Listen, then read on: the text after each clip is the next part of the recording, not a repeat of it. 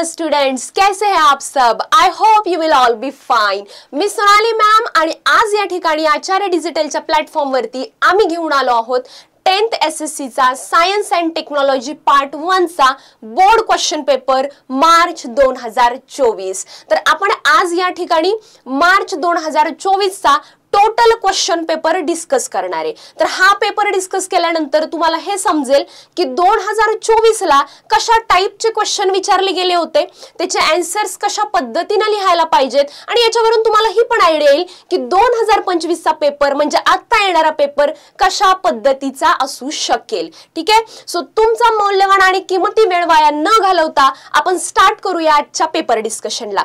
तर सगळ्यांनाच माहिती आहे की सायन्स पार्ट 1 मध्ये असतं फिजिक्स आणि केमिस्ट्री. सो केमिस्ट्री डिस्कस करण्यासाठी आपल्या सोबत येत आहेत Praveen sir. So I am requested to Praveen sir, please come in to the lecture. Yes, so totally जी काही आजची केमिस्ट्री आहे ती तुमच्या सोबत शेअर करणार आहेत प्रवीण सर आणि फिजिक्स काही असेल तर मैं हूं ना. So once again I am requested to Praveen sir, please talk with our students.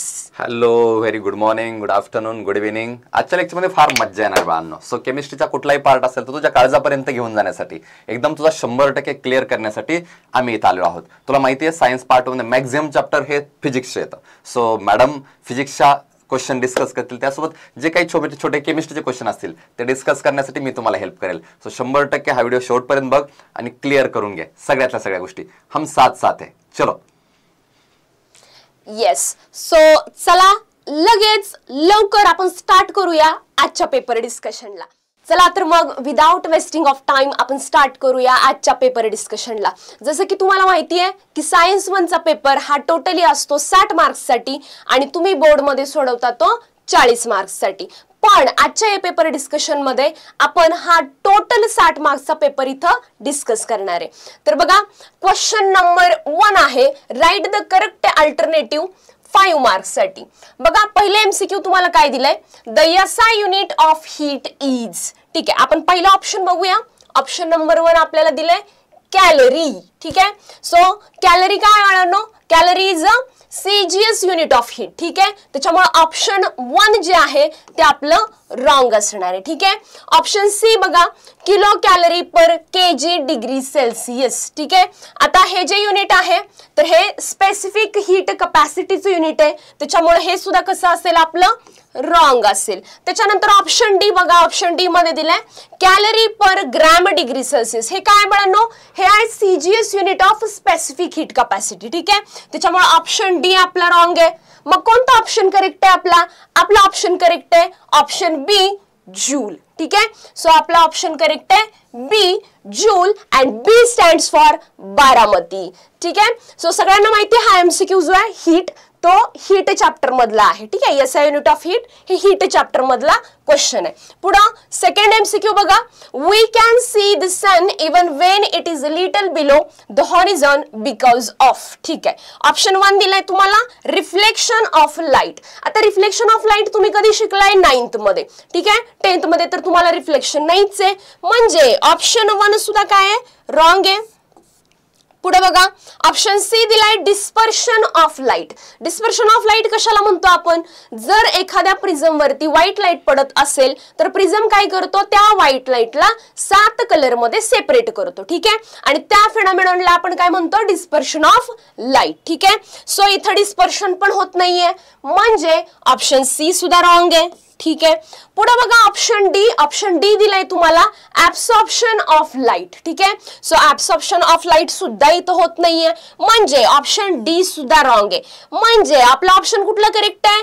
Yes, आपला ऑप्शन बी करेक्ट आहे, refraction of light. Refraction of light chapter मध्ये तुम्ही ऍटमॉस्फेरिक रिफ्रॅक्शन शिकलाय, राईट? आणि त्या ऍटमॉस्फेरिक रिफ्रॅक्शन मध्ये तुम्ही advanced sunrise and delayed sunset शिकलाय, बरोबर? तर त्याच्याशीच रिलेटेड हा कन्सेप्ट आहे. सो आपला ऑप्शन नंबर बी करेक्ट आहे, रिफ्रॅक्शन ऑफ लाईट. आणि पुन्हा एकदा B stands for Baramati. Done. पुढे बघा, एमसीक्यू नंबर 4 बघूयात आपण. In a simple microscope dot dot lens is used. ठीक आहे. आता आपल्याला ऑप्शन दिलेले आहेत. पहिला ऑप्शन दिलाय आपल्याला कॉन्केव्ह लेन्स. ठीक आहे. आता कॉन्केव्ह लेन्स म्हणजेच काय असतं बाळांनो, डायव्हर्जिंग लेन्स. ठीक आहे. कॉन्केव्ह लेन्स कसा दिसतो? येस, कॉन्केव्ह लेन्स दिसतो असा. ठीक आहे, काढूयात आपण कॉन्केव्ह लेन्स. ठीक आहे. सो सिंपल मायक्रोस्कोप मध्ये हा लेन्स आपण वापरतो का? नाही वापरत. म्हणजेच हे ऑप्शन आपलं काय रॉंग आहे. पुढे जाऊया आपण प्लेनो कॉन्केव्ह. आता प्लेनो कॉन्केव्ह म्हणजे कसं असतं? एक साइड प्लेन असते आणि एक साइड कशी असते बाळांनो? कॉन्केव्ह. त्याला आपण काय म्हणतो? Plano concave. तर सिंपल मायक्रोस्कोप मध्ये आपण प्लेनो कॉन्केव्ह लेन्स यूज करतो का? नाही यूज करत. त्याच्यामुळे ऑप्शन बी सुद्धा काय असणार आहे आपलं? रॉंग असणार आहे. ठीक आहे. पुढे सी ऑप्शन कडे गेलो आपण, प्लेनो कॉन्व्हेक्स. ठीक आहे. आता प्लेनो कॉन्व्हेक्स कसं असणार आहे? एक साइड प्लेन आणि एक साइड असणार आहे आपली कॉन्व्हेक्स. ठीक आहे, याला म्हणणार आपण प्लेनो कॉन्व्हेक्स. हा लेन्स आपण वापरतो का सिंपल मायक्रोस्कोप मध्ये? नाही. म्हणजे आपलं ऑप्शन सी सुद्धा काय आहे? रॉंग आहे. म्हणजेच करेक्ट ऑप्शन कुठलं आहे आपलं? येस, डी ऑप्शन आपला करेक्ट असणार आहे. तर सिंपल मायक्रोस्कोप मध्ये आपण वापरतो कॉन्व्हेक्स लेन्स. ठीक आहे, डन. सो कॉन्व्हेक्स लेन्स कसा दिसतो बाळांनो? हा दिसतो अशा पद्धतीनं. ठीक आहे, सो डन. सगळ्यांना लक्षात आलंय की सिंपल मायक्रोस्कोप मध्ये आपण कॉन्व्हेक्स लेन्स वापरतो. ठीक आहे. आता पुढचे जे काही 2 MCQ आहेत ते तुम्हाला प्रवीण सर एक्सप्लेन करतील. Thank you so much Sonal ma'am, फार फार धन्यवाद मला ही संधी दिल्याबद्दल. सो केमिस्ट्रीच्या क्वेश्चन मध्ये मी सॉल्व्ह करण्यासाठी जातो. मी म्हणलं तिसऱ्या वाल्या क्वेश्चन्स कडे मी सॉल्व्ह करून दाखवतो. तर चल बाळांनो, तिसरा वाला क्वेश्चन आहे मला वाटतं फंक्शनल ग्रुपशी रिलेटेड आहे. Carboxylic acid, functional group of carboxylic acid म्हणजे चॅप्टर कोणता आहे? Carbon compound. याद आहे क्या? Carbon compound chapter.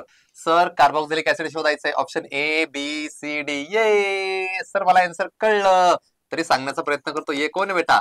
Aldehyde, CHO. ये कोण आहे सर? ये CO म्हणजे कोण आहे सर? कीटोन. आणि हा OH कोण आहे? अल्कोहोल. डन. अल्कोहोल पाहिजे का? नाही रे. कीटोन पाहिजे का? नाही. अल्डिहाइड पाहिजे का? नाही. मग काय पाहिजे? काय पाहिजे सर? कार्बोक्सिलिक ऍसिड पाहिजे. आणि कार्बोक्सिलिक ऍसिड कहाँ पे छुपा है? ऑप्शन नंबर ए मध्ये. A stand for Akluj, B stand for Baramati. मॅडमने सांगितल्याप्रमाणे. चला बाळांनो, पाचव्या क्वेश्चन कडे जाऊयात. पाचव्या क्वेश्चन म्हणलंय कोणत्या प्रोसेस मध्ये a layer of molten tin is deposited on metal. Okay, म्हणजे मेटल वरती टिन डिपॉझिट केलाय. तर चल बाळा ऑप्शन बघू. एनोडायझिंग. एनोडायझिंग म्हणजे बाळांनो एक कॅथोड असतो, एक एनोड असतो, असली काहीतरी प्रोसेस असते. थोडंसं पुढे गेल्यानंतर कळेल.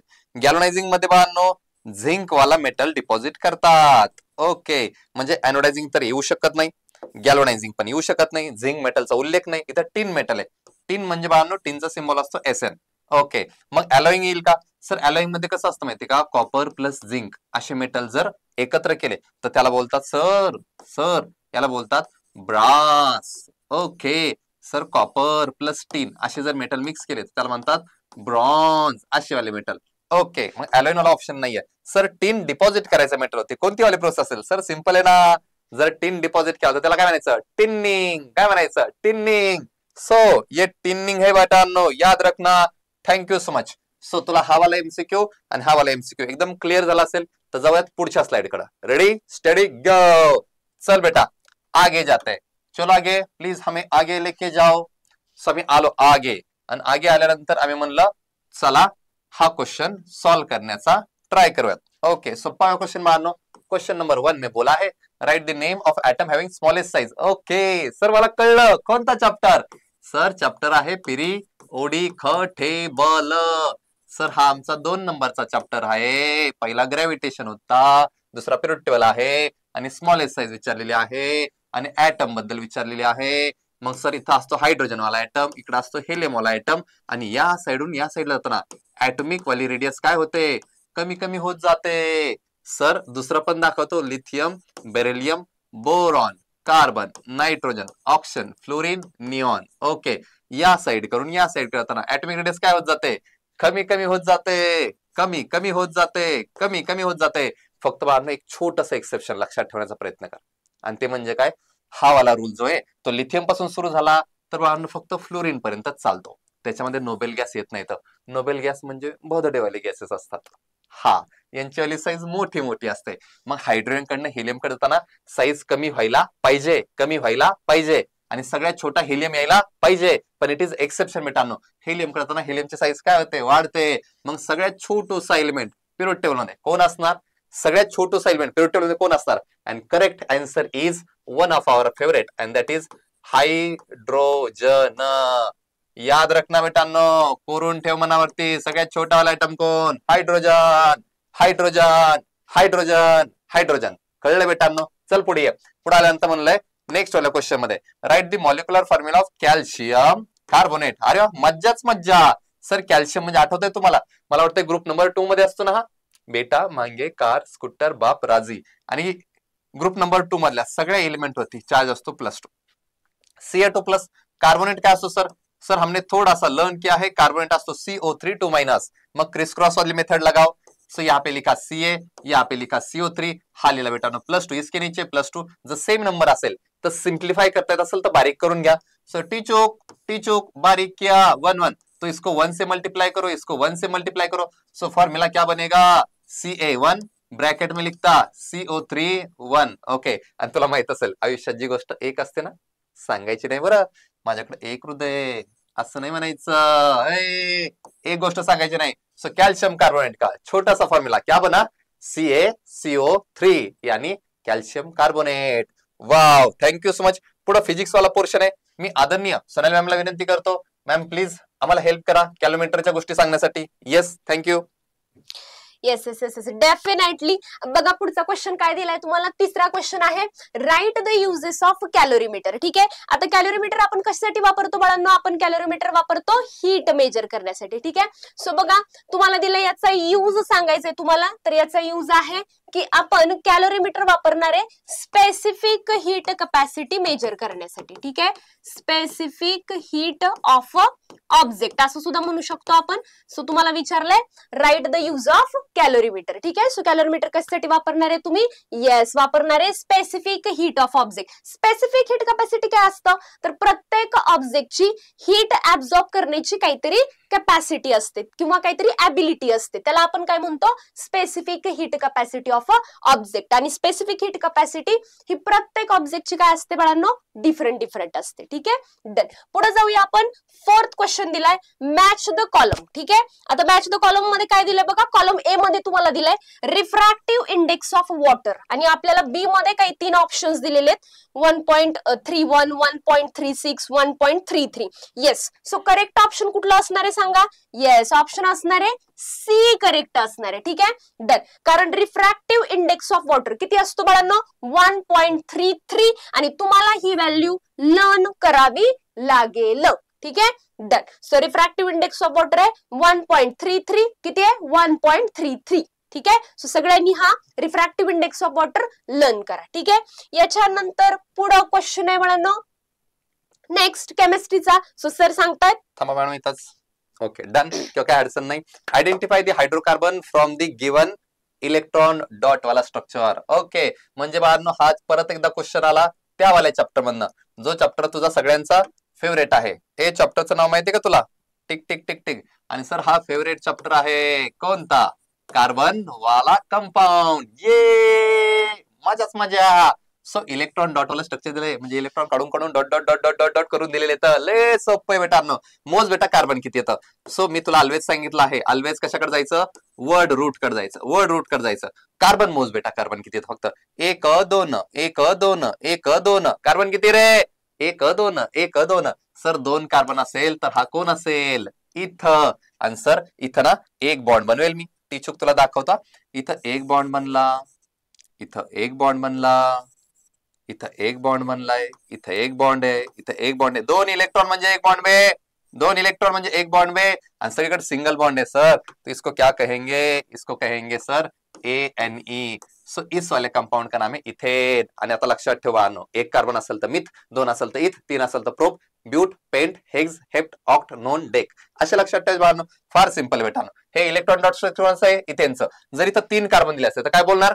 प्रोपेन. 4 दिले तर ब्यूटेन. अरे लय सोपं बेटानो, मजाच मजा. आप लोगों को 40 पैकी 40 लेने काय बिडू? 40 पैकी 40 घ्यायचं आपल्याला. चला पुढच्या वाल्या क्वेश्चन कडे जाऊयात. फार वाला सोपा वाला क्वेश्चन. क्वेश्चन नंबर 2 मध्ये आलो बेटानो. ए वाल्या पार्ट मध्ये give the scientific reason any 2. 4 मार्काला वगैरे हा क्वेश्चन असतो. कुठलेही 2 सॉल्व्ह करायचे असतात. फार इंटरेस्टिंग वाला पार्ट. चलो बेटानो पहिला वाला क्वेश्चन मध्ये म्हणलंय when a gas formed on heating limestone. Okay. म्हणजे लाइमस्टोनला हिट केलंय. एक गॅस पास केला आणि लाइमस्टोनला हिट केला. लाइमस्टोन म्हणजे बाळांनो CaCO3. यालाच बाळांनो कॅल्शियम कार्बोनेट सुद्धा बोलतात. Is passed through freshly prepared lime water. ये सर मला माहित पाहिजे लाईम वॉटर म्हणजे काय. लाईम वॉटर असतं बाळांनो CaOH ट्वाइस. याला सर स्लेक लाईम सुद्धा बोलतात. ये इसको स्लेक लाईम बोलते. याचं बाळांनो करेक्ट नाव सांगायचं, सायंटिफिक नाव सांगायचं, तुम्ही याचं सायंटिफिक नाम कॅल्शियम हायड्रॉक्साईड असं सुद्धा बोलेल. म्हणजे याचे फार वेगवेगळे नाव आहेत बाळांनो, तुला लक्षात ठेवायचं आहे. Okay, the lime water turns milky. तर ते मिल्की का व्हायला लागलंय. ओके, म्हणजे तुला आता मी क्लिअर कट सांगतो बाळांनो.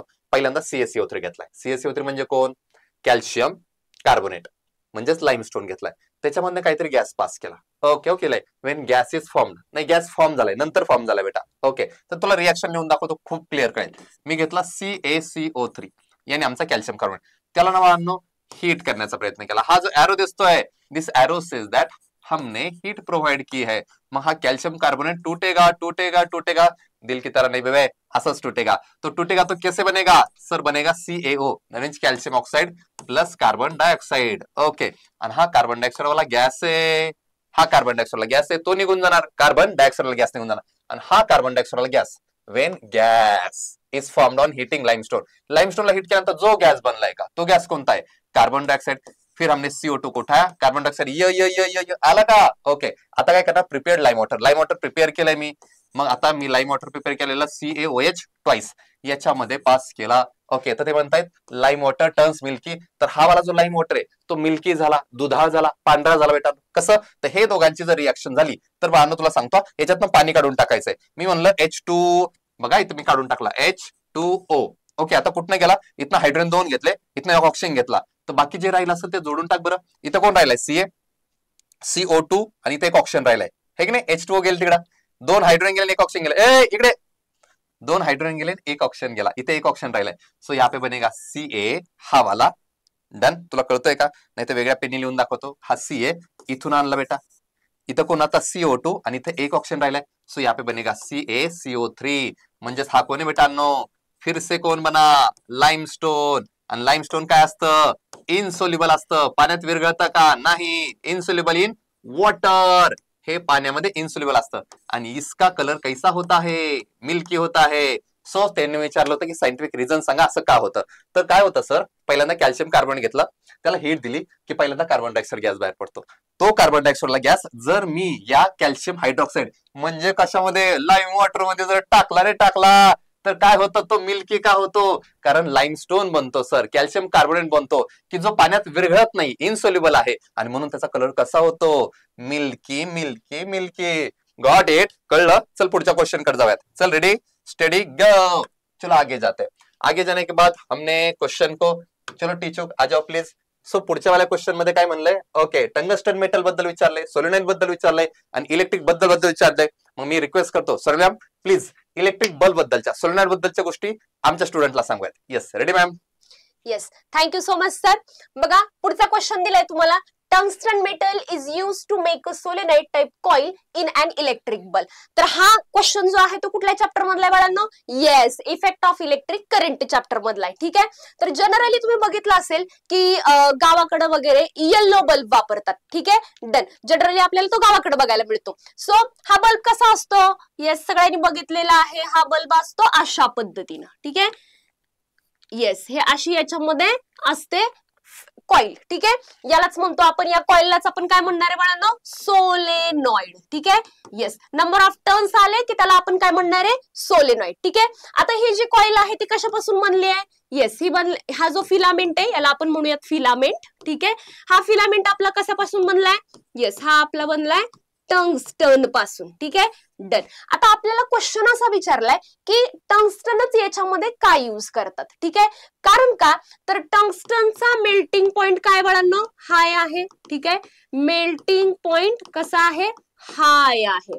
हाय म्हणजे काय, जास्त आहे. ठीक आहे, डन. किती आहे मग तो आहे 3400 डिग्री सेल्सिअस. बरोबर, डन. म्हणजे जर तुम्ही इथं टंगस्टन वापरत असाल आणि त्याचा जर मेल्टिंग पॉइंट खूप जास्त असेल, तर जर तुम्ही त्याला हिट केलं तर तो लगेच मेल्ट होणार नाहीये. ठीक आहे, जसं की तुम्ही याच्याऐवजी जर दुसरे मटेरियल्स वापरले, लाईक तुम्ही गोल्ड वापरलं, तुम्ही सिल्वर वापरलं, तर ते काय होणार बाळांनो, ते पर्टिक्युलर टेम्परेचरला मेल्ट होणार.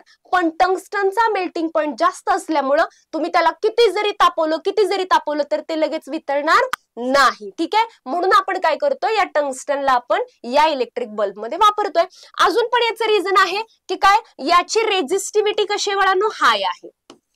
ठीक आहे, याची रेझिस्टिव्हिटी काय आहे, हाय आहे. आणि तुम्हाला माहितीये की हा जर बल्ब आपण खूप वेळ चालू ठेवला तर काय होतं, हा गरम होतो. हा ना, आपण हात लावले की आपल्याला हा गरम लागतो. ठीक आहे, म्हणजेच इथं कुठला इफेक्ट शो करतोय, हा शो करतोय हीटिंग इफेक्ट. ठीक आहे, heating effect of electric current. ठीक आहे, done. Heating effect of electric current, done.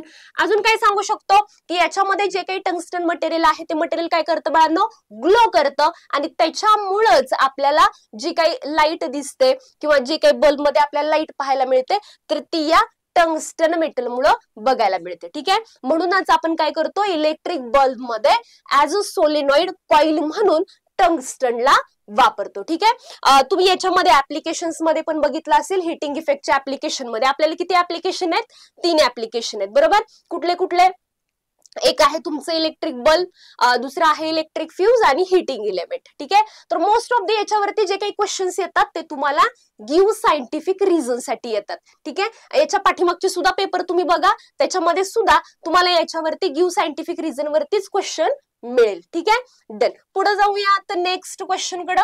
Yes, next question आहे आपला, ओके, याच्यानंतर आहे केमिस्ट्रीचा question. So Praveen sir discuss करतील केमिस्ट्रीचा क्वेश्चन. ठीक आहे, done. Thank you ma'am, thank you sir, thank you बच्चो, थँक्यू स्टुडंट. चला, I am back. So question सांगायला मज्जा येईल. सो क्वेश्चन मध्ये काय म्हणलं माहिती का, तिसऱ्या वाल्या क्वेश्चन मध्ये ऑन एक्सपोजर टू एअर मतलब हवा में ऐसे रख दिया तो सिल्वर आर्टिकल. सर आर्टिकल नाही सर, हे ऑर्नामेंट्स आहेत. ऑर्नामेंट्स म्हणजे ज्वेलरी आहेत. Okay, done. टर्न्स ब्लैकिश म्हणजे काळीसर होतात आफ्टर सम टाइम. ओके, तो इसके लिए तूने पढ़ा होगा chemical reactions and equation. Sir मी शिकलोय केमिकल रिएक्शन एंड इक्वेशन, हा वाला चॅप्टर मी फार चांगला शिकलोय. मग हा चांगला शिकला असशील तर तुला हे तर माहितच असेल. ये तो पता ही होगा ना क्या होता है करोजन. सर हेच करोजन जर आमच्या आयनचं जर झालं तर आयनच्या करोजनला एक स्पेशल नाव आहे बे. काय हाय बे, सांग ना बे. रस्टिंग हाय ना बे. ओके, आणि मग सर रसचा पण एक प्रॉपर फॉर्म्युला आहे सर. काय होता सर रसचा फॉर्म्युला, लक्षात ठेवा बेटांनो, Fe2O3 into n times of H2O. हा रसचा फॉर्म्युला आहे. पण सर याचा इथं काय संबंध, हे तर सिल्वरचं चाललंय ना, तुम्ही आयनचं सांगताय. मग थांब रे, सिल्वरचं बी सांगतो. ओके, हा सिल्वर जर घेतला, आता हा आपला सिल्वर शाना हायड्रोजन सल्फाइड सोबत जर रिएक्शन केली तर काय होतं माहिती का, तर हा सिल्वर त्याच्या सल्फाइड मध्ये जातो आणू. तर सिल्वरचा सल्फाइडचा फॉर्म्युला असतो Ag2S. ओके, मला लहानपणी प्रश्न पडायचा Ag2S का, Ag1S का नाही. तर बाळांनो समजून घे बेटांनो, Ag वरती चार्ज असतो +1 आणि सल्फाइड आयनचा असतो S2-. ओके, तो बाळांनो क्रिस क्रॉस मेथड वापरली, याचा चार्ज त्याला दिला, त्याचा चार्ज दिला, तर Ag2S. ओके, हा है सिल्वर सल्फाइड, ये है सिल्वर, नाम लिखता बेटा यहाँ पे सिल्वर सल्फाइड. आणि या सिल्वर सल्फाइड शहाण्याचा कलर कसा असतो माहितीये का, कसा असतो माहितीये का, ब्लॅकिश. म्हणून बेटांनो जे काही पैंजण असतात, जे चांदीचे वगैरे घातले असतील तुम्ही, हे काही वेळानंतर त्याच्यानंतर हातातलं कडं जर चांदीचं असेल तर काही वेळानंतर ते कसं पडतं बाळांनो, ब्लॅकिश पडतं. का पडतं सर, करोजन झालंय, फक्त सिल्वरचं आहे. त्याला आपण रस्टिंग ना बोलायचं. रस्टिंग कुणाचं असतं, आयनचं असतं. सिल्वरचं करोजन झालंय आणि सिल्वर सल्फाइड बनलाय. फॉर्म्युला लक्षात ठेव, Ag2S, सिल्वर सल्फाइड, जे ब्लॅकिश कलरचं असतं. म्हणून बाळांनो की त्यांनी प्रश्नात विचारलं होतं की ऑन एक्सपोजन इयर जर हवेत उघडं केलं तर सिल्वर ऑर्नामेंट कसे पडतात, ब्लॅक पडतात, काळ्या कलरचे पडतात. चलो, थँक्यू सो मच. हा क्लिअर झाला असेल. चल पुढचं बाळांनो, one of my favourite chapter in SSC, that is टीचो, that is periodic table. Sir periodic table मध्ये ना टोटल 4 सायंटिस्ट असतात. किती माहिती का, 4. कोणकोणते आठवत असतील तर सांग बाळांनो. 4. एक होते डोबेर्नर, ज्यांनी बनवले ते ट्राइड. दुसरे होते न्यूलँड, ज्यांनी बनवले ऑक्टेव्ह. तिसरे बनवले ते मेंडेलिव्ह, ज्यांनी बनवला पिरियोडिक टेबल. आणि चौथे बाळांनो हेनरी मोस्ले. आणि फार मोठ्या सायंटिस्टची टीम ज्यांनी बनवला मॉडर्न पिरियोडिक टेबल. आजकालची पोरं मॉडर्न झाली, पुरी मॉडर्न झाल्या, मग आमच्या पिरियोडिक टेबलनी का होऊ नये, मॉडर्न पिरियोडिक टेबल आजकाल. त्यांनी विचारले state Dobereiner's law of triad, okay, म्हणजे सांगा डोबेनरने काय सांगितलं आणि त्यांचे एक्झाम्पल सांगा. चला सुरुवात करूयात. डोबेनर म्हणला 3 एलिमेंट घेऊयात, ए बी सी, अब्बा बब्बा चब्बा. ओके, असे 3 एलिमेंट घेतले. तर ते काय म्हणले, ए वाल्याला घ्या, सी वाल्याला घ्या, डिवाइड बाय 2 करा, म्हणजे ऍव्हरेज काढा. तर अप्रॉक्सिमेटली मास मिळेल. कुणाचं? बी वाल्याचं. सर लॉस सांगा ना मला, एकदम क्लिअर कट लॉ सांगतो. ते आपण काय म्हणणार, when three element are arranged in increasing order of their atomic masses, then average atomic mass of middle element is approximately average of other 2 element. This is called as Dobener's law of trade. आणि मला sir त्यांनी example विचारलंय. मला ना example फार आवडतात त्याच्यातले आणि मी फार व्यवस्थितपणे सांगू शकतो बाळांनो. हे मी तर लिहिलं hydrogen, lithium, sodium, potassium, rubidium, caesium, francium. Okay, ज्याला मी लहानपणापासून म्हणायचो हलीना खळे रब से फरियाद. आपल्या टीचरनी शिकवलंच असेल रे, हलीना खळे रब से फरियाद. दुसरा बेटांनो लक्षात लिहून ठेवतो, बेटा मांगे कार, स्कूटर, फिर बाप राजी. धन्यवाद. And last one of my favourite, sir sir sir. काय होतं तुमचं फेवरेट? Sir sir. इकडे रे, काय होतं माहिती का? मी म्हणणार बघा बा, फर्स्ट क्लास बिर्याणी, तिसरा मी आय एट, म्हणजे 1 नंबर बिर्याणी मी खाल्ली. आणि हे जर 3 हलीना करे रब से फरियाद, बेटा मागे कार स्कूटर वापरायची, आणि first class biryani I ate, हे जर 3 गोष्टी जर मी लक्षात ठेवल्या तर मी काय करणार माहिती का? मी गोलू गोलू करणार. ये गोलू गोलू करायला वाढनो, ली नाक, तीनों को क्या किया मैंने? गोलू गोलू किया. बेटा मागे कार स्कूटर मधला, कार स्कूटर, तीनों को क्या किया? गोलू गोलू किया. बेटांनो क्लोरीन ब्रोमीन आयोडीन, तीनों को क्या किया? गोलू गोलू केल्या. आणि जर हे मी 3 लक्षात ठेवले बेटांनो, तर एक्झाम्पल मला कधी बी विचारा, झोपेत विचारले तर मी सांगेल. सर एक्झाम्पल आहे, पहिले एक्झाम्पल कोणतं? Lithium, sodium, potassium.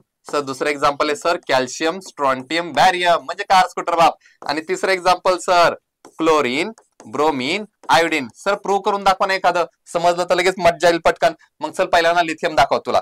सो लिथियमचं मास लिहून दाखवतो, टिचूक टिचूक टिचूक. इकडे बाळांनो, लिथियमचं मास असतं 7, सोडियमचं मास असतं 23 आणि पोटॅशियमचं मास असतं 39. हे सॉल्व्ह करतो बेटांनो, व्यवस्थित लक्ष देऊ, हँड रायटिंग वरती जाऊ नको बाळांनो. सो थोडंसं माफ कर. मी काय लिहिलं? लिथियम प्लस पोटॅशियम, कला डिवाइड बाय 2 करू. चल सर 7 प्लस 39 डिवाइड बाय 2, म्हणजे सर आलं 46 डिवाइड बाय 2. सर आंसर आलं 23. ये सर आंसर आहे 23. मतलब किसका मास? अरे टीचूक,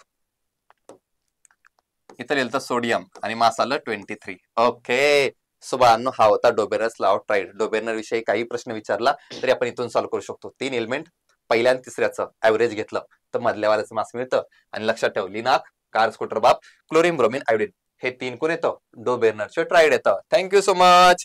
मला वाटतंय चलो पुढे जाण्याची वेळ आलेली आहे आणि पुढे मी गेलो आणि मला असं वाटतंय it's a time for physics. So I would like to invite Sonal ma'am, please हा क्वेश्चन आमच्या लेकरांना एक्सप्लेन कराल? Yes, thank you ma'am. Yes, thank you so much sir. पुढे बघा, तुम्हाला क्वेश्चन दिलाय, identify the figure and explain its use. ठीक आहे, सो सगळ्यांना माहिती आहे की हा क्वेश्चन जो आहे तो कुठल्या चॅप्टर मधला आहे, तर हा आहे effect of electric current chapter मधला. आता थोडंसं आपण डायग्रामचं ऑब्झर्वेशन करूयात. ठीक आहे, अगोदर डायग्राम व्यवस्थित बघूयात. काय काय दिसतंय याच्यामध्ये? मला एन पोल दिसतोय, एस पोल दिसतोय, मला रेक्टँग्युलर लूप दिसतोय याच्यामध्ये. त्याच्यानंतर मला इथं दिसतंय की इथं काय बाळांनो, इथं मला दिसतंय ॲमीटर. ठीक आहे, इथं काय आहे? ॲमीटर आहे. ठीक आहे, डन. त्याच्यानंतर परत मला इथं दिसतंय मला इथं दिसतंय स्प्लिट रिंग्स. कसल्या रिंग्स? Split rings. आता आपण जनरेटर शिकलोय. ठीक आहे, जनरेटर मध्ये काय होतं बाळांनो? मेकॅनिकल एनर्जीचं कन्व्हर्जन आपण कशामध्ये करतो? इलेक्ट्रिकल एनर्जी मध्ये. बरोबर, डन. सो जनरेटर मध्ये आपण 2 टाइपचे जनरेटर शिकलो. कुठले? एक शिकलो आपण एसी जनरेटर आणि दुसरं आपण शिकलोय डीसी जनरेटर. सगळ्यांना माहितीये की एसी जनरेटर मध्ये आपण कुठल्या रिंग्स वापरल्या? स्लीप रिंग्स वापरल्या. ठीक आहे, आणि डीसी जनरेटर मध्ये कुठल्या रिंग्स वापरल्या? आपण स्प्लिट रिंग्स वापरल्या. तर आपल्याला डायग्राम मध्ये सरळ सरळ दिसतंय की कुठल्या रिंग्स आहेत? स्प्लिट रिंग्स आहेत. म्हणजेच हे काय असणार आहे बाळांनो? हे असणार आहे डीसी जनरेटर. का जनरेटर? कारण इथं आपण ॲमीटर पण जोडलाय. आता ॲमीटर आपण का जोडू? आपण इलेक्ट्रिक करंट मेजर करण्यासाठी जोडू, हा ना. आणि आपल्याला माहितीये की जनरेटर काय करतं, मेकॅनिकल एनर्जीचं कन्व्हर्जन इलेक्ट्रिकल मध्ये करतं. ठीक आहे. सो आपल्याकडं इथं आहे बाळांनो डीसी जनरेटर. कुठलं जनरेटर? DC generator. आता डीसी जनरेटर कोणाला म्हणतो आपण, की ज्या जनरेटर मध्ये डीसी करंट तयार होतो त्याला आपण काय म्हणतो, डीसी जनरेटर. फ्रिक्वेन्सी किती असते डीसी जनरेटरची? येस, फ्रिक्वेन्सी असते 0 हर्ट्झ. ठीक आहे, डन. आता आपल्याला आणखी काय विचारलंय, अँड एक्सप्लेन इट्स यूज. कशासाठी यूज करतो आपण याला, तर याचा यूज करतो आपण येस मेकॅनिकल एनर्जीचं conversion, mechanical energy yes converted into electrical energy. ठीक आहे, डन. तर याचा यूज आहे मेकॅनिकल एनर्जीचं कन्व्हर्जन इलेक्ट्रिकल एनर्जी मध्ये करण्यासाठी. ठीक आहे, तुम्हाला माहितीये का डीसी करंटची डिस्कवरी कोणी केली? येस, ज्यांनी बल्बची डिस्कवरी केली. ठीक आहे, थॉमस अल्वा एडिसन. ठीक आहे, त्यांनी डीसी करंटची डिस्कवरी केलेली आहे. सो सगळ्यांना डायग्राम मध्ये क्लिअर आहे. दिस इज अ डीसी जनरेटर आणि याच्यामध्ये काय होते बाळांनो, मेकॅनिकल एनर्जीचं कन्व्हर्जन होतंय इलेक्ट्रिकल एनर्जी मध्ये. ठीक आहे, सो क्लिअर. पुढे जाऊया नेक्स्ट क्वेश्चन कडे आपण. पुढचा क्वेश्चन काय दिलाय बघा. येस, पुढचा क्वेश्चन सुद्धा आहे फिजिक्सचाच. बघा काय आहे, what is mean by satellite launch vehicle. चलो ले चलू तुम्हें तारों के शहर में. सगळ्यांनी स्पेस चॅप्टर शिकलाय. ठीक आहे, स्पेस मिशन. डन. तर त्याच्यामध्ये तुम्हाला सॅटेलाइट किंवा सॅटेलाइट लॉन्च व्हेइकल माहिती आहे. Done. So what is mean by satellite launch vehicle. तर पर्टिक्युलर सॅटेलाइटला लॉन्च करण्यासाठी, पर्टिक्युलर सॅटेलाइटला त्याच्या स्पेसिफिक ऑर्बिट मध्ये लॉन्च करण्यासाठी आपल्याकडे काय असतात, सॅटेलाइट लॉन्च व्हेइकल्स. ठीक आहे, आणि आपल्याला विचारले name any one Indian satellite launch vehicle. ठीक आहे, सो आपण लिहूयात, काय लिहूयात, पहिल्यांदा डेफिनेशन लिहूयात सॅटेलाइट लॉन्च व्हेइकलची. ठीक आहे, सो काय लिहूयात बघा, तर स्पेसिफिक सॅटेलाइटला त्याच्या ऑर्बिट मध्ये, ठीक आहे, ऑर्बिट मध्ये सोडण्यासाठी जे काही आपण व्हेइकल वापरतो त्याला आपण काय म्हणतोय, सॅटेलाइट लॉन्च व्हेइकल. ठीक आहे, आणि आपल्याकडं इंडियन सॅटेलाइट लॉन्च व्हेइकल कुठलं आहे मिळानो, PSLV. ठीक आहे, त्यालाच आपण काय म्हणतो, पोलार सॅटेलाइट लॉन्च व्हेइकल. ठीक आहे, पोलार सॅटेलाइट लॉन्च व्हेइकल. ठीक आहे, डन.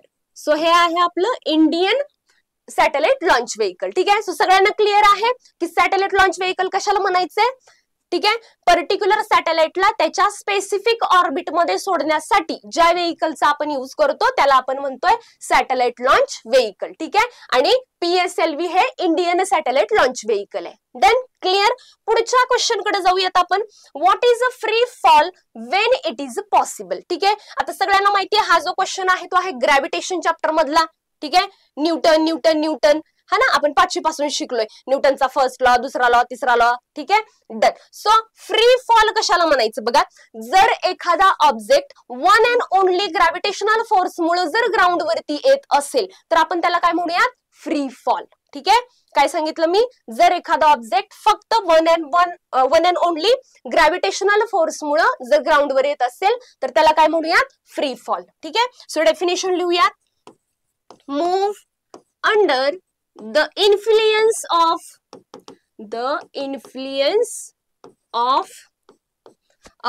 gravity alone. ठीक आहे, ग्रॅव्हिटी अलोन. ठीक आहे, डन. सो त्याला काय म्हणूयात आपण, फ्री फॉल.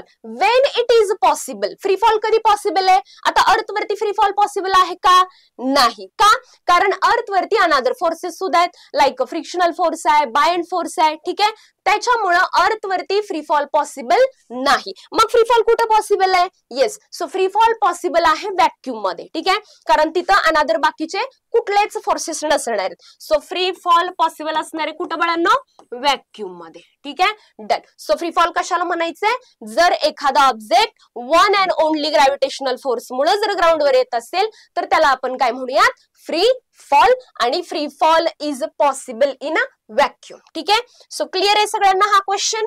डन. पुढे जाऊयात नेक्स्ट क्वेश्चन कडे. बघा काय दिलंय, the focal length of a convex lens is 20 centimetre. What is it's power. ठीक आहे, कुठल्या चॅप्टर मधला क्वेश्चन आहे हा, येस, लेन्सेस चॅप्टर मधला क्वेश्चन आहे. सगळ्यांचा फेवरेट चॅप्टर आहे लेन्सेस. डन. सो आपल्याला सॉल्व्ह करायचंय क्वेश्चन. बघा काय काय गोष्टी दिलेत आपल्याला. डन. पहिल्यांदा आपण लिहूयात गिवन. ठीक आहे. गिवन मध्ये काय दिले ना आपल्याला, फोकल लेंथ दिलेली आहे ज्याला आपण स्मॉल एफ ने डिनोट करतो. ठीक आहे. किती दिलंय, 20 सेंटीमीटर. आणि मला फाइंड आउट करायला काय सांगितलंय, व्हॉट इज इट्स पॉवर. ठीक आहे, मला पॉवर फाइंड आउट करायला सांगितले. सो इथं आहे क्वेश्चन मार्क. ठीक आहे. डन. आता घेऊयात आपण फॉर्म्युला. ठीक आहे. डन. मला फॉर्म्युला माहितीये. काय फॉर्म्युला असतो, येस, एक फॉर्म्युला असतो माझ्याकडं जो की तुमच्या बुक मध्ये आहे. काय, power is equal to 1/f in metre. बरोबर. जर तुम्हाला मीटर मध्ये व्हॅल्यू दिली असेल तर तुम्ही हा फॉर्म्युला वापरा. दुसरा एक फॉर्म्युला आहे माझ्याकडं, मे बी तुम्हाला माहित असेल किंवा माहित नसेल. ठीक आहे. माहित नसेल तर तुम्हाला आता माहित होईल. बघा काय, पॉवर इज इक्वल टू इथं लिहूयात आपण, सॉरी, हा, power is equal to 100/f in centimetre. ठीक आहे.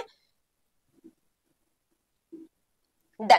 सो बघा आपल्याला काय करायचं आता, कुठला फॉर्म्युला वापरू शकतोय मग आपण, येस, आपण कुठला फॉर्म्युला वापरूयात, सेकंड फॉर्म्युला वापरूयात. का, कारण आपल्याला जी फोकल लेंथ दिली आहे ती सेंटीमीटर मध्ये दिली आहे. ठीक आहे. So done. मी वापरला second formula. So power is equal to 1/f in centimetre. किती दिली सांगा, एफ ची व्हॅल्यू किती दिली तुम्हाला, 20. ठीक आहे. एक मिनिट,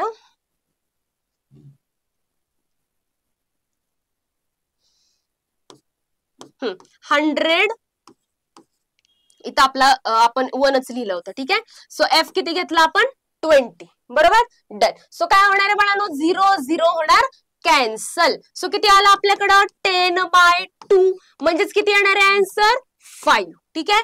आता पॉवरचं युनिट काय असतं, पॉवरचं युनिट असतं डायोप्टर. सो आपण याला युनिट देणार आहे डायोप्टर. सो पॉवर किती आली आपली, 5 डायोप्टर. आता आपल्याला बघा कुठला लेन्स यूज केलाय आपण, इथं कॉन्व्हेक्स लेन्स यूज केलाय. सो कॉन्व्हेक्स लेन्सची फोकल लेंथ कशी असते, पॉझिटिव्ह का निगेटिव्ह, येस पॉझिटिव्ह. त्याच्यामुळं इथं जी काही पॉवर येणार आहे ती पॉवर सुद्धा आपली कशी येणार आहे, पॉझिटिव्ह मध्ये येणार आहे. ठीक आहे. सो बघा अशा पद्धतीने आपण कॅल्क्युलेट केलं.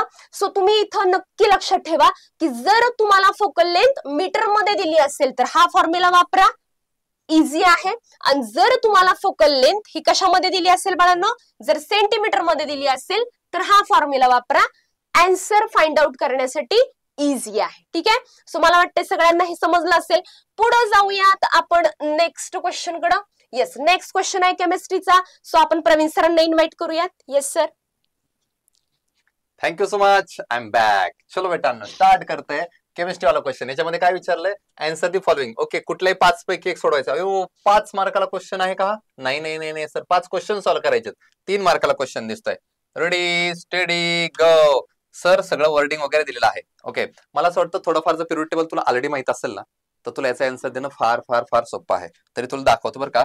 ओके, इथं ना छोटासा एक असा डब्बा असतो आणि इथं ना एक डब्बा असतो आणि इथं पण ना एक डब्बा असतो आणि खाली पण ना एक डब्बा असतो. वाव, तुला माहित असेल तर ह्या डब्यांची नाव पण असतात का नाही. हा कोणता डब्बा असतो, एस डब्बा, हा डी डब्बा, हा पी डब्बा, हा एफ डब्बा. फक्त डब्याला डब्बा नाही म्हणायचं, ब्लॉक बोलायचं. 6 S block, D block, P block, A block. आणि तुला माहित असेल तर इथं ग्रुप नंबर 1, ग्रुप नंबर 2, इथं ग्रुप नंबर 3, इथं group number 12, dot dot dot dot मध्ये आहे. इथं ग्रुप नंबर 13 असेल, इथं ग्रुप नंबर 18 तक. एस ब्लॉक मध्ये बाळांनो सगळेचे सगळे मेटल असतात, एक सोडला तर कोण, तुमचा आमचा फेवरेट हायड्रोजन, जो सगळ्यात छोटा असतो. डी ब्लॉक मध्ये सगळे मेटल, एफ ब्लॉक मध्ये पण सगळे मेटल. एफ ब्लॉक मध्ये आठवतंय का, लॅन्थेनॉइड, ऍक्टिनॉइड. इथं 6 नंबरचा पिरियड, इथं 7 नंबरचा पिरियड, लॅन्थेनॉइड, ऍक्टिनॉइड. आणि पी ब्लॉक मध्ये असा एकमेव माणूस भेटतो जिथे सगळ्यातले सगळे असतात, मेटल असतात, नॉन मेटल असतात, मेटलोइड असतात आणि नोबेल गॅस पण. चल बाळांनो आता वाचायला घेऊयात, एकदम ready. So on the basis of electronic configuration elements in modern periodic table are classified into dot dot block. Sir किती डबे, 4 डबे. द करेक्ट आन्सर इज 4 डबे. So group 1 and 2 elements are include कोणता वाला ब्लॉक, सर एस वाला block, S वाला block. All these elements are metal. बरोबर आहे, मेटलच असतात एक्सेप्ट हायड्रोजन. अभी बताना है बे, अभी बताया मैंने, हायड्रोजन सोडून बाकी सगळे असतात. ग्रुप नंबर 13 ते 18. सर 13 ते 18 पी ब्लॉक असणार.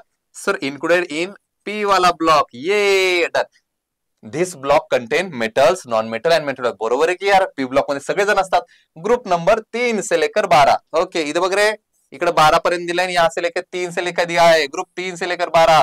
सर 3 ते 12 म्हणजे sir D block are including dot dot dot dot dot dot. Sir D वाला block and all these elements are. D block मध्ये सगळेचे सगळे कोण असतात बे? Metal, non metal, metalloid, noble gas. कोण?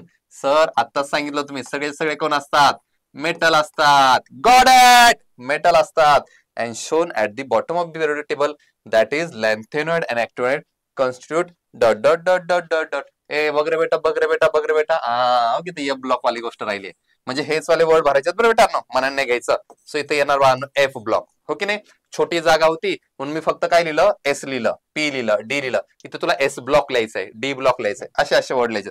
Sir and these elements are metal. अरे वा, लागा लागा, एकदम करेक्ट बेटांनो. जर तुला पिरियोडिक टेबल थोडाफार जरी माहित असेल, ओके, जर तुझा एखादा मित्र असेल ज्याचं नाव सार्थक असेल, तर असं तू म्हणू शकतो, सार्थक दादा पाटील फलटणचा म्हणू शकतो. फलटण एक शहर आहे बेटांनो, त्याला घरी दादा म्हणतात आणि पाटील आहे. हो की नाही? नसेल तर साक्षी घेऊ शकतोस का? ओके, साक्षी दिदी पाटील फलटणची. आणि एस हे माझं फेवरेट वर्ड आहे. एस ची स्टार्टिंग असते बे अचानकपणे, काय अडचण नाही. चलो नेक्स्ट क्वेश्चन की तरफ जाते. रेडी स्टडी गो. तर चला पुढच्या वाल्या क्वेश्चन मध्ये एकदम भारी वाला कन्सेप्ट विचारलाय. काय विचारलंय त्यांनी? ते म्हणलाय व्हॉट आर द फॅक्टर्स. टीचूक आ जाओ प्लीज.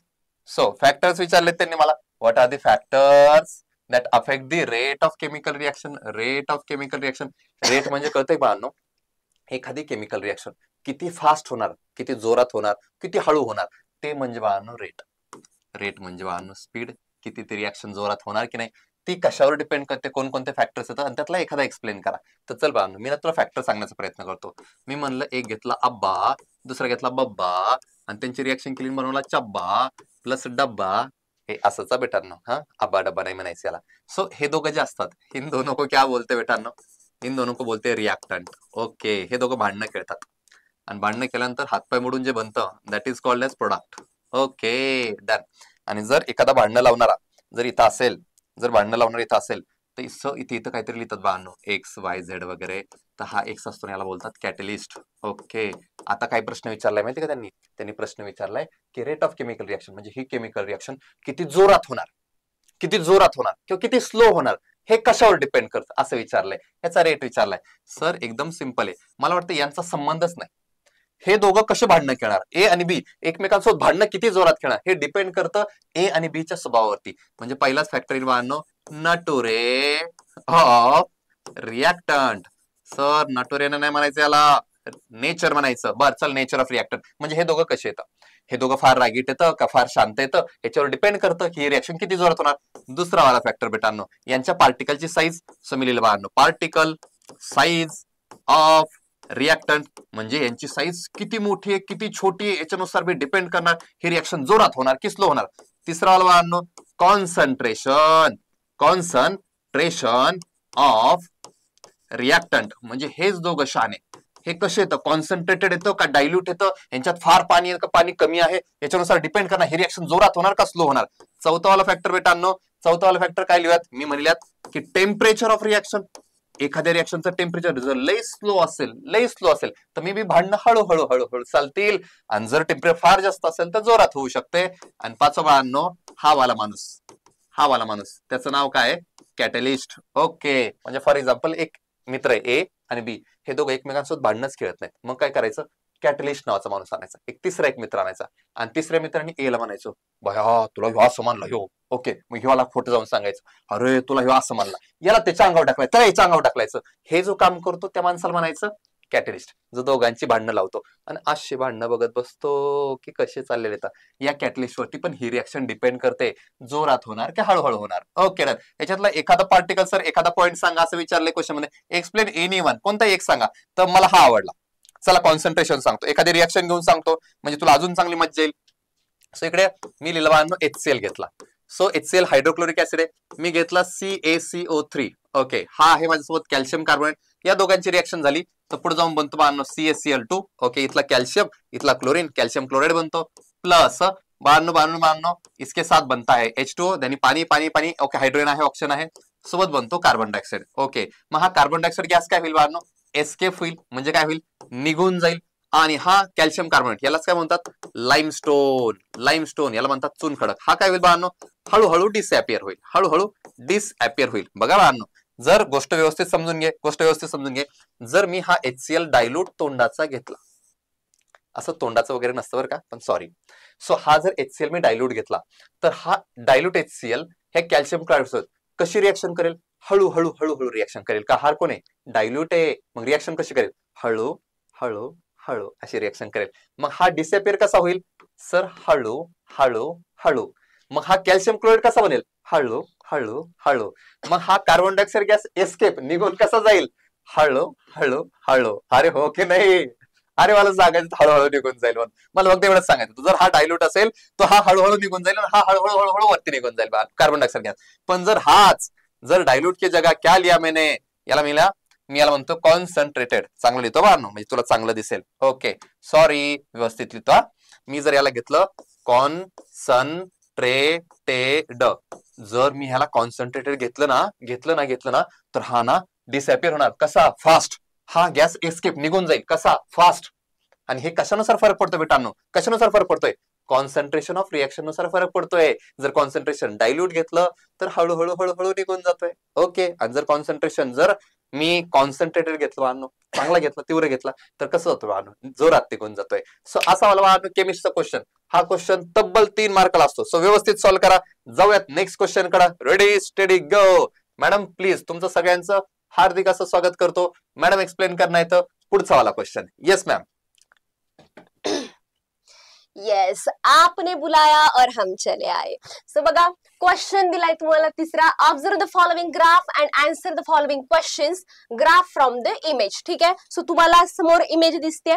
देन सगळ्यांना माहिती आहे की हा जो क्वेश्चन आहे तो आहे हीट चॅप्टर मधला. ठीक आहे, आता आपल्याला या डायग्राम मध्ये दिसतंय, काय दिसतंय, ice plus water, solid plus liquid state. त्याच्यानंतर टेम्परेचर वाढलेले दिसतंय, boiling water plus vapour. So आपण हीट मध्ये कन्सेप्ट शिकलोय. काय शिकलोय, लॅटेंट हीट ऑफ फ्युजन आणि लॅटेंट हीट ऑफ वेपरायझेशन. ठीक आहे, लॅटेंट हीट ऑफ फ्युजन कोणाला म्हणतो आपण, जर ऍट कॉन्स्टंट टेम्परेचरला सॉलिड स्टेटचं कन्व्हर्जन लिक्विड स्टेट मध्ये होत असेल तर त्याला आपण काय म्हणतो, लॅटेंट हीट ऑफ फ्युजन. ठीक आहे, आणि लॅटेंट हीट ऑफ वेपरायझेशन कशाला म्हणतो आपण, जर ऍट कॉन्स्टंट टेम्परेचरला लिक्विड स्टेटचं कन्व्हर्जन गॅसियस स्टेट मध्ये होत असेल तर त्याला आपण काय म्हणतो, लॅटेंट हीट ऑफ वेपरायझेशन. ठीक आहे, डन. सो त्याच्याशीच रिलेटेड बाळांनो आपल्याला हा ग्राफ दिलेला आहे. ठीक आहे, सो पुढे जाऊया. आपल्याला क्वेश्चन काय विचारलाय ते बघूया, कारण या प्रत्येक क्वेश्चनला तुम्हाला 1-1 मार्क असणार आहे. ठीक आहे, 3 मार्क साठी क्वेश्चन आहे. सो याच्यासाठी तुम्हाला आहे 1 मार्क, याच्यासाठी आहे 1 आणि याच्यासाठी 1. ठीक आहे, बघा, what does the graph represent. तुम्हाला हा ग्राफ काय दाखवतोय, बघा तुम्हाला हा ग्राफ दाखवतोय की हा ग्राफ आहे बाळांनो टेम्परेचर वर्सेस टाइम. ठीक आहे, हा ग्राफ आहे टेम्परेचर वर्सेस टाइम.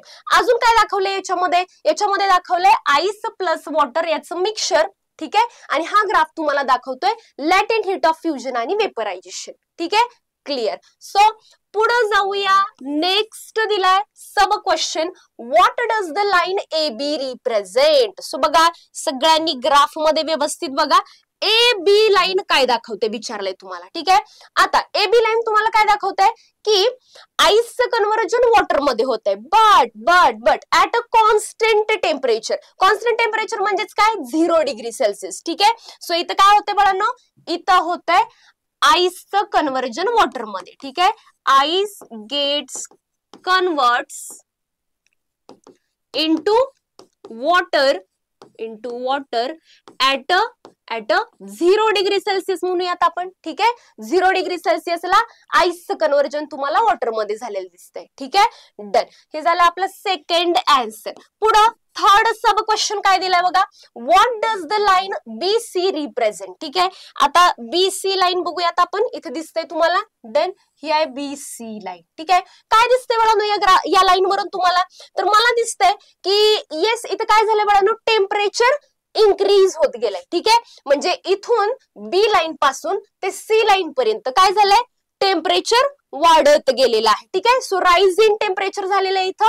सो आपण इथं लिहू शकतो, येस इथं लिहू शकतो काय झालेलं आहे, येस इथं झालेलं आहे राईज इन अ टेम्परेचर. ठीक आहे, टेम्परेचर वाढत गेलेलं आहे. ठीक आहे. सो तिन्ही आन्सर सगळ्यांना क्लिअर आहेत. येस, ए बी सी याच्यासाठी 1 मार्क, 2 मार्क, 3 मार्क. जर तुम्ही असं व्यवस्थित लिहिलं तर तुम्हाला किती मार्क्स मिळतील?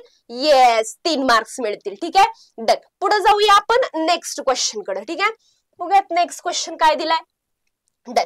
Complete the following table by observing the given figures. ठीक आहे, व्यवस्थित सगळ्यांनी डायग्राम बघायचे आहेत. ठीक आहे, बघा डायग्राम मध्ये काय काय दिसतंय आणि कुठल्या चॅप्टर मधलं दिसतंय. येस, मला तर दिसतंय की हे आहे लेन्सेस चॅप्टर मधलं. डोळा शिकलाय ना सगळा. येस, सो डोळ्यामधला क्वेश्चन आहे. तर आपल्याला डिफेक्ट ऑफ आय आहेत. किती डिफेक्ट ऑफ आय आहेत बाळांनो? येस, 3 आहेत. कुठले कुठले? मायोपिया, हायपरमेट्रोपिया आणि प्रेस बायोपिया. ठीक आहे, तर त्याच्याशीच रिलेटेड आपल्याला हा क्वेश्चन दिलेला आहे. बघा काय दिलंय. पहिला आपल्याला दिले फिगर्स. व्यवस्थित बघा डायग्राम सगळ्यांनी. डन. पुढं name the defect. Name of the defect आपल्याला सांगितलंय की डायग्राम बघा आणि डिफेक्ट लिहा. ठीक आहे, तर आपण याला काय झालं बरं. ठीक आहे, चालेल, आपण हाच पेन वापरू. Name of the defect. बघा डायग्राम मध्ये काय दिसतंय की जी काही इमेज बनली आहे ती कुठं बनली आहे? इथं कोण असतो बाळांनो? इथं असतो रेटिना. ठीक आहे, सो इमेज कुठं बनली आहे? रेटिनाच्या अलीकडे बनलेली. ठीक आहे, सो रेटिनाच्या अलीकडे बनलेली असेल तर कुठला डिफेक्ट असतो? मायोपिया. ठीक आहे, म्हणजे नेम ऑफ द डिफेक्ट इथं काय असणार आहे बाळांनो? इथं असणार आहे मायोपिया. मायोपियालाच दुसरं नाव आहे. तुम्हाला पण असतं ना दुसरं नाव? मम्मी लाडानं घरी सोनू म्हणते, दादा म्हणते, तसं या मायोपियाला सुद्धा एक दुसरं नाव आहे. काय आहे? याला आहे नाव नियर साइटेडनेस. ठीक आहे, याला नाव आहे नियर साइटेडनेस. ठीक आहे, डन. पुढची डायग्राम बघा. पुढच्या डायग्राम मध्ये मला दिसतंय की जी काही इमेज बनली आहे ती रेटिनाच्या पलीकडे बनलेली आहे. ठीक आहे, इथं रेटिना आहे आपला. रेटिना कुठे आहे? बघा इथं मला इथं रेटिना आहे. ठीक आहे, आणि इमेज रेटिनाच्या पलीकडे बनली. म्हणजे कुठला डिफेक्ट आहे बाळांनो? म्हणजे डिफेक्ट आहे हायपरमेट्रोपिया. ठीक आहे, डिफेक्ट आहे हायपरमेट्रोपिया. यालाच दुसरं नाव आहे फार साइटेडनेस. ठीक आहे, यालाच दुसरं नाव आहे फार साइटेडनेस. ठीक आहे, सो पहिल्यांदा नेम ऑफ द डिफेक्ट आपण लिहिले. ठीक आहे, पुढे जाऊया पोझिशन ऑफ द इमेज. ठीक आहे, आता इमेज कुठे मिळते? मायोपिया मध्ये आपल्याला कुठे मिळते इमेज? आपल्याला इमेज मिळते इन फ्रंट ऑफ रेटिना. ठीक आहे, in front of the retina. बघा डायग्राम मध्ये दिसतंय, डायग्राम दिलेली आहे तुम्हाला, रेटिनाच्या अलीकडे मिळालेली आहे. ठीक आहे, पुढं याच्यामध्ये बघा हायपरमेट्रोपिया मध्ये काय म्हणूया? Behind the retina. ठीक आहे, बिहाइंड द रेटिना. रेटिनाच्या पलीकडं मिळते. पलीकडं, अलीकडं. ठीक आहे, डन. हे अलीकडं आहे, हे पलीकडं आहे. ठीक आहे, so behind the retina. C question तुम्हाला काय दिलाय? सी क्वेश्चन मध्ये तुम्हाला दिलाय lens use to correct the defect. ठीक आहे, आता या डिफेक्टला करेक्ट करण्यासाठी आपण कुठला लेन्स वापरतो? तर सगळ्यांना माहिती आहे या डिफेक्टला करेक्ट करण्यासाठी आपण वापरतो कॉनकेव लेन्स. कुठला लेन्स? Concave lens. बरोबर, कारण याची काय झाली बाळांनो? कॉन्व्हर्जिंग कॅपॅसिटी वाढलेली आहे, म्हणूनच ते रेटिनाच्या अगोदर आहे. म्हणजेच आपण कॉन्केव लेन्स वापरतोय. म्हणजेच कुठला लेन्स वापरतोय? डायव्हर्जिंग लेन्स वापरतोय. ठीक आहे, पुढं हायपरमेट्रोपियाला करेक्ट करण्यासाठी आपण वापरतोय बाळांनो कॉन्व्हेक्स लेन्स. ठीक आहे, येस, म्हणजेच कुठला लेन्स वापरतोय आपण? Converging lens. ठीक आहे, डन. सो तुम्हाला अशा पद्धतीने आन्सर लिहायचे जेव्हा तुम्ही एक्झाम मध्ये लिहाल. ठीक आहे, done. Myopia, hypermetropia, in front, behind, concave, convex. ठीक आहे, सो असं लिहाल तर तुम्हाला किती मार्क्स मिळतील? 3. ठीक आहे, चला पुढे जाऊया नेक्स्ट क्वेश्चन कडे. नेक्स्ट क्वेश्चन काय दिलाय तुम्हाला? राईट. ओके, ठीक आहे, हा क्वेश्चन आहे केमिस्ट्रीचा. सो तुमच्या समोर येत आहेत प्रवीण सर. ठीक आहे, येस, थँक्यू मॅम. सो चला सांगतोय बाळांनो मी तुम्हाला 3 general properties of ionic compound. 3 का 4 शिकवण्यात ना सर? 3च मार्काला आहे ना, म्हणून 3च पाहिजेत ना, म्हणून 3च सांगाल ना? नहीं, अपन 4 सांगूयात. रेडी स्टडी गो. सर दूसरा पेन ले ले. So done. यहाँ पे हा 5 नंबरचा क्वेश्चन काय विचारले त्यांनी? 3 जनरल प्रॉपर्टी सांगा आयोनिक कंपाऊंडच्या. मला आयोनिक कंपाऊंड हे फार आवडतं बाळांनो. आयोनिक कंपाऊंड बाळांनो एक असतो राजा आणि एक असते राणी. ओके, सॉरी, तिकडे नाही बाळांनो, एवढ्या लांब नाही जायचं आपल्याला. एक असतो मेटल आणि एक असतो नॉन मेटल. ओके, एक असतो मेटल, दुसरा असतो नॉन मेटल. तुम्हाला माहिती आहे बाळांनो, मेटल पंढरपूरला राहतात, नॉन मेटल काशीला राहतात. मेटल बनवतात ना बाळांनो, त्याला बोलतात कॅटायन. मेटल कॅटायन बनवतात आणि नॉन मेटल काय बनवतात? एनायन. कॅटायन मध्ये कोणता चार्ज असतो? पॉझिटिव्ह. फॉर एक्झाम्पल मी घेतला Na+, हा कॅटायन आहे, हा मेटलचा बनलाय. हा बाळांनो Cl-, हा एनायन आहे, हा कशाचा बनलाय? नॉन मेटलचा बनलाय. इन दोनों को मिला के कंपाउंड बन सकता है. कौन बाळांनो? NaCl म्हणजेच कोण, सोडियम क्लोराइड. याला आपण कॉमन सॉल्ट पण म्हणू शकतो, टेबल सॉल्ट पण म्हणू शकतो. अरे मीठ है, ये मीठ है, मीठ मीठ हे वाला मीठ. सो कोणताही घे बाळांनो, चल KCl घे, CaCl2 घे, हे सगळे कोणते कंपाऊंड येतात, आयोनिक वाले कंपाऊंड आहे. तर आयोनिक कंपाऊंडच्या जनरल प्रॉपर्टीज सांगा. तर चल पहिल्यांदा सांगतो बाळांनो त्यांची फिजिकल स्टेट. ओके, म्हणजे ते फिजिकली दिसायला कसे असतात बरं. फिजिकल स्टेट सांगायचं म्हणलं तर मीठ कसं असतं सर, मीठ सॉलिड स्टेट मध्ये असतं, हो की नाही, मीठ सॉलिड स्टेट मध्ये असतं. ओके, वर्ण म्हणतात ते हार्ड पण असतं वाटतं. ओके, हार्ड पण असतं. त्यांच्यामधला जो फोर्स ऑफ अट्रॅक्शन आहे तो force of attraction strong force of attraction असतो, इलेक्ट्रोस्टॅटिक फोर्स ऑफ अट्रॅक्शन असतो. थोडंसं मोठं झाल्यानंतर कळेल. आणि अजून सांगायचं झालं तर हे ना ब्रिटल असतात. ओके, ब्रिटलचा अर्थ तुला कळत असेल तर फार फार अभिनंदन. नाहीतर बाळांनो हे ठिसूळ असतात. कसे असतात, ठिसूळ, ठिसूळ बाळाचा. ओके, ते ठिसूळ वर्ण नाही का सोडलं की पडून जातात मीठ. ओके, तसं आलं. सो फिजिकल स्टेट तुला समजलं. दुसरं बाळांनो त्यांचा MPT आणि BPT म्हणजे मेल्टिंग पॉईंट आणि बॉइलिंग पॉईंट. आणि एका शब्दात उत्तर देईल, यांचा मेल्टिंग पॉईंट बॉइलिंग पॉईंट कसा असतो, जास्त असतो. का sir, force of attraction strong दिले तुम्ही म्हणून मेल्टिंग पॉईंट बॉइलिंग पॉईंट हाय. ओके सर, सर सर त्यांची सोल्युबिलिटी कशी असते, सोल्युबिलिटी म्हणजे ते विरघळतात का, हो हो. तो इथे लिहितो बाळांनो, सोल्युबल इन पाण्यात, सोल्युबल इन पाण्यात, पाण्यात सोल्युबल असतात. सर ही कोणती भाषा आहे, असं काय लिहिताय तुम्ही, सोल्युबल इन पाण्यात. अरे असंच असतं बेटा, सोल्युबल इन पाण्यात आणि in soluble in. Sir non polar solvent जर तुम्हाला माहित असेल तर पेट्रोल, केरोसिन याच्यामध्ये बाळांनो इनसोल्युबल असतात, त्यात ते विरघळत नाहीत बाळांनो, पाण्यात विरघळतात. तू याला वॉटर पण म्हणू शकतेस. आणि लास्ट बाळांनो electrical conductivity. Sir electrical conductivity म्हणजे काय, म्हणजे थोडक्यात ते गुड कंडक्टर असतात का बॅड कंडक्टर असतात असं विचारलंय त्यांनी, मग तसं सांगूयात त्यांना. ओके, जर हा NaCl जर बाळांनो ऍक्वेस स्टेट मध्ये असेल, पाण्यात असेल, तर हा असतो बाळांनो गुड कंडक्टर, गुड कंडक्टर. पण हाच NaCl जर बाळांनो सॉलिड स्टेट मध्ये असेल, म्हणजे मिठाचा खडा असेल, तर मिठाचा खडा हा इलेक्ट्रिसिटी कंडक्ट करत नाही, त्यावेळेस तो कोण असतो, तो असतो बॅड कंडक्टर. सो याद रखना बेटांनो, ह्याच्यातल्या बाळांनो कोणते तीन जरी लिहिला तरी बेस्ट आहेत बाळांनो. एक दिसतो कसा रे, solid, melting point boiling point high, solubility कशी असते, सोल्युबिलिटी पाण्यात पण इनसोल्युबल पेट्रोल केरोसिन मध्ये. इलेक्ट्रिकल कंडक्टिव्हिटी जर ऍक्वेस स्टेट मध्ये असेल, म्हणजे मिठाचा खडा पाण्यात टाकला असेल तर काय होणार सर, तो good conductor of heat and electricity. आणि जर तो सॉलिड स्टेट मध्ये असेल तर तो बॅड कंडक्टर. वाव, हा क्वेश्चन तुला थोडाफार क्लिअर झाला असेल. आयोनिक कंपाऊंड म्हणजे जसं कॅटायन एनायन पासून, आयन पासून जे बनले असतात त्यांना म्हणतात आयोनिक कंपाऊंड. अरे फार सोपं. चलो आगे जाते एंड फिजिक्स की मैडम को बुलाते हैं.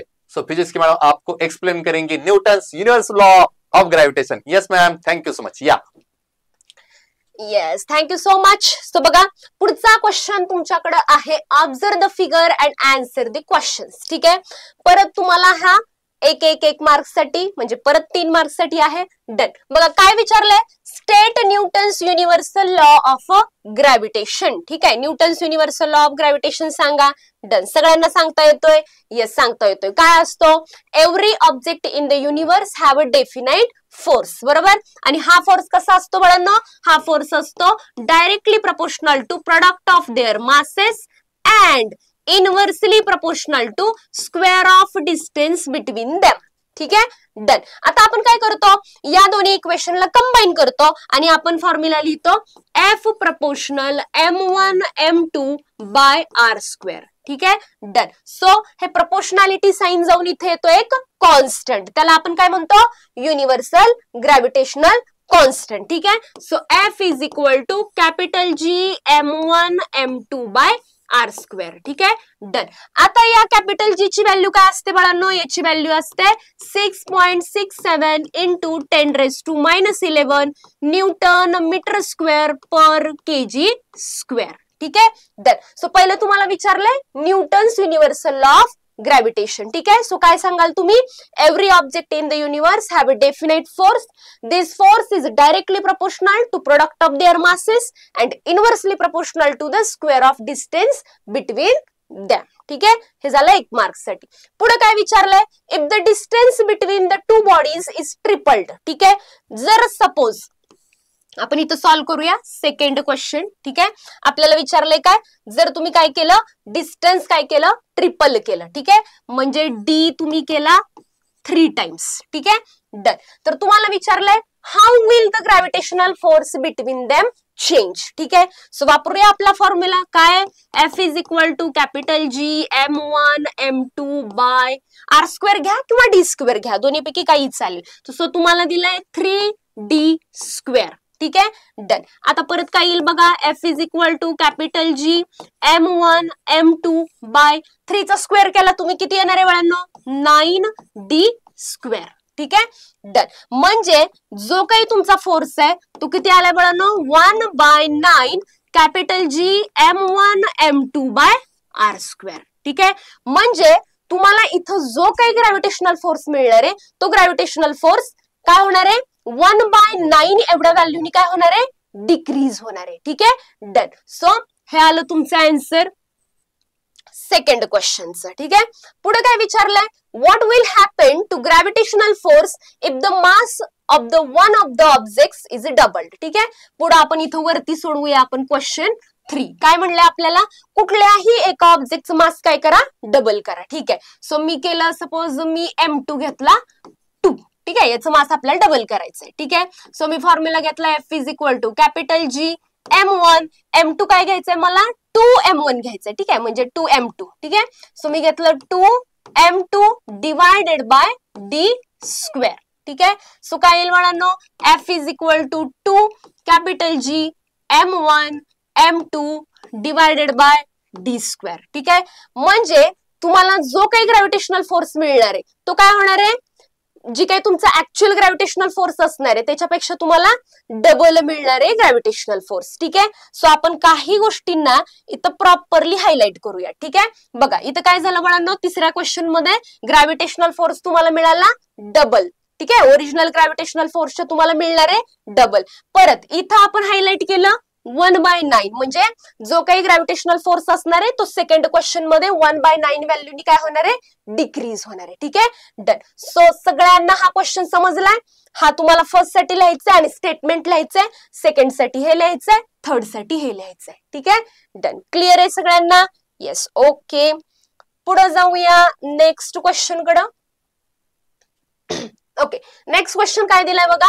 The orbit of a satellite. कोणत्या चॅप्टरचा हा क्वेश्चन? स्पेस मिशनचा आहे. ठीक आहे, सो पहिल्यांदा आपण प्रॉपरली काय करूयात बाळांनो? प्रॉपरली गिवन लिहून घेऊयात. ठीक आहे, the orbit of a satellite is exactly 35,780 kilometre above the Earth's surface and its tangential velocity is 3.08 kilometre per second. आणि तुम्हाला काय दिलं? काय फाइंड आउट करायला सांगितलंय? How much time will the satellite take to complete 1 revolution. ठीक आहे, म्हणजे तुम्हाला टाइम काढायला सांगितलाय. ठीक आहे, रेडियस ऑफ अर्थ तुम्हाला गिवन दिलेला आहे 6,400 किलोमीटर. ठीक आहे, टाइम काढायचंय, काढूयात आपण. पहिला आपण लिहूयात बाळांनो गिवन. ठीक आहे, सो मी पहिलं लिहिलं गिवन. कधी न्यूमेरिकल सॉल्व्ह करताना तुम्ही अगोदर काय लिहिणार आहे बाळांनो? अगोदर तुम्ही गिवन लिहिणार आहे. ठीक आहे, सो आपल्याला काय काय गोष्टी दिल्यात बघा. आपल्याला R दिलेला आहे 6,400 किलोमीटर. ठीक आहे, मला टँजेन्शियल व्हेलॉसिटी दिली आहे, म्हणजेच क्रिटिकल व्हेलॉसिटी दिली आहे. ठीक आहे, सो क्रिटिकल व्हेलॉसिटी बाळांनो 3.08 किलोमीटर पर सेकंड. ठीक आहे, पुढे अजून काय काय दिलंय आपल्याला? येस, आपल्याला दिलेला आहे हाईट. किती दिलेली आहे हाईट? 35,780 किलोमीटर. ठीक आहे, अजून काय काय आहे माझ्याकडं? येस, अजून काहीच नाहीये. आता मला टी फाइंड आउट करायला सांगितलंय. ठीक आहे, डन. सो जाऊयात आपण फॉर्म्युलाकडं. बघा फॉर्म्युला वापरणार आहे मी कोणता? येस, फॉर्म्युला वापरणार आहे मी पहिल्यांदा टँजेन्शियल, म्हणजे पहिल्यांदा व्हेलॉसिटीचा फॉर्म्युला घेऊयात आपण. Distance by time. ठीक आहे, डिस्टन्स बाय टाइम. आता हे जे डिस्टन्स आहे बाळांनो तेच आपण काय घेणार आहे? सर्कम्फरन्स ऑफ सर्कल घेणार आहे. ठीक आहे, सो सर्कम्फरन्स ऑफ सर्कल मी लिहिलं 2πr. ठीक आहे, डन. सो मला काय काढायचंय? टाइम फाइंड आउट करायचंय. मग मी टाइमला घेते इकडं. So T is equal to 2πr divided by critical velocity. बरोबर, डन. आता काय करायचं आपल्याला? आर, हा स्मॉल आर म्हणजेच काय असतो बाळांनो? स्मॉल आर म्हणजे असतो R प्लस H. बरोबर, radius of earth plus height. ठीक आहे, सो आपण काय करूया? या आरच्या व्हॅल्यूला इथं पुट करूयात. ठीक आहे, सो मी पुट केलं T इज इक्वल टू 2π.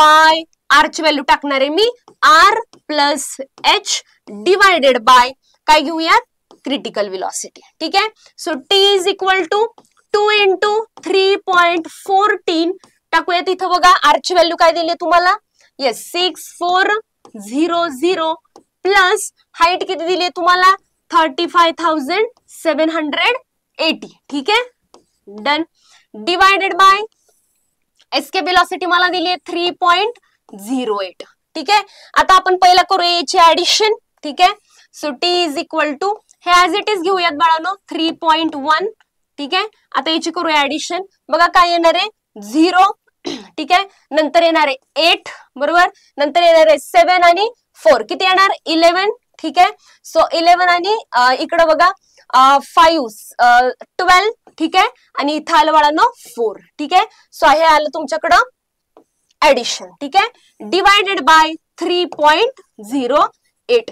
ठीक आहे, याला आपण अप्रॉक्सिमेटली किती घेऊयात 3.1च घेऊयात. ठीक आहे, म्हणजे काय होईल हे 3.1 आणि 3.1 काय होऊन जाईल कॅन्सल होऊन जाईल. ठीक आहे, मग माझ्याकडं काय आहे तर माझ्याकडे आहे T is equal to 2 into बघा काय 242,180 डिवायडेड बाय नाही ही तर व्हॅल्यू आपली संपली आता. ठीक आहे, so T is equal to काय येते बघा. आता आपण असं पण करू शकतो बघा, याला जर मी 3 पॉइंट पाठीमागं शिफ्ट केलं तर किती येईल 180 आणि इथे किती येईल बाळांनो 10⁻³ बरोबर.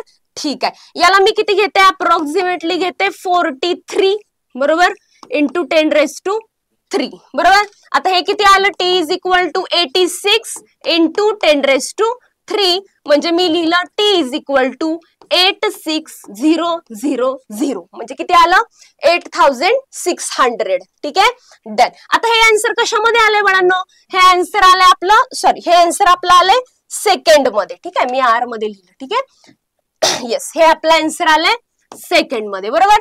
मला कशामध्ये कन्वर्ट करायचंय? मला आर मध्ये कन्वर्ट करायचंय. So T is equal to 86,000 divide by 3600. ठीक आहे, सो 00 कॅन्सल 00 कॅन्सल. ठीक आहे, जेव्हा तुम्ही 860 ला 36 ने डिवाइड कराल त्यावेळेस काय मिळेल बाळांनो तुम्हाला मिळतं सगळ्यांनी डिवाइड करून बघायचं माझ्यासोबत. ठीक आहे, 23.88 आर. ठीक आहे, आणि यालाच मी अप्रॉक्सिमेटली लिहिणार आहे बाळांनो 24 आर बरोबर.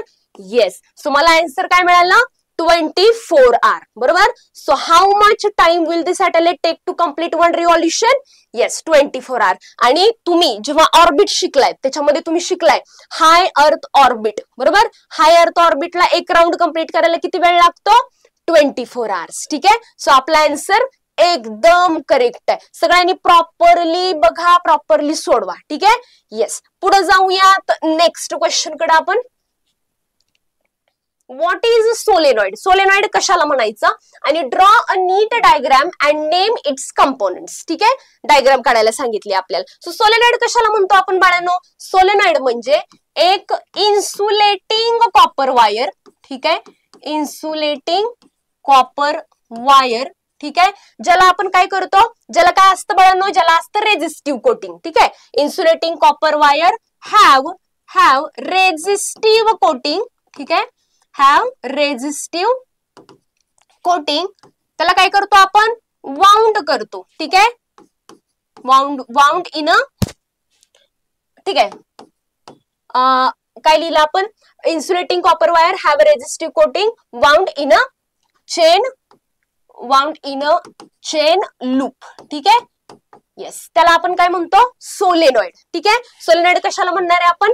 एक इन्सुलेटिंग कॉपर वायर की ज्या इन्सुलेटिंग कॉपर वायरला आपण काय करतो बाळांना वाउंड करतो लाईक अ चेन किंवा लाईक अ स्प्रिंग. त्याला आपण काय म्हणतो सोलेनॉइड. ठीक आहे, कुठल्याही वायरला तुम्ही वाउंड केलं लाईक अ स्प्रिंग तर काय बनणार आहे तुमच्याकडं?